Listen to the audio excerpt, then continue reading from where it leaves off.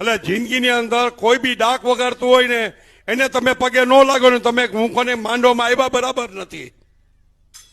કોઈ બી માંડવામાં જાઓ રાવલદેવને પગે લાગો ને રાવલદેવની જે બોલાવો તો સમજો કે આપણે ગયા કહેવાય. મને બધાએ કીધું અહીં બેહો બાપુ, અને બાપુ ગયો ઘરે, પેલા રાવલદેવના પગે લાગવા જોઈએ.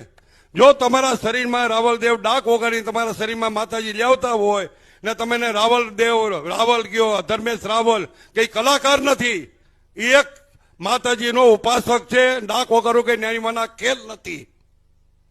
આપણે ભલે કીર્તિદાન છે અત્યારે આપણું વર્ચસ્વ બહુ મોટું છે એમનું, એવી રીતે આમનું પણ નામ વર્ચસ્વ બહુ મોટું છે. કીર્તિદાન ને રાવલદેવ બે બરાબર છે. આજ આપણા ગુજરાતનું નામ રોશન કરે છે. તો આજથી તમે રાવલદેવ બોલજો એલાઉન્સ વાળા, અને હવે બોલશો તો તમને પાપ, મને પાપ લાગશે. ઓકે, જય ગિરનારી, જય માતા.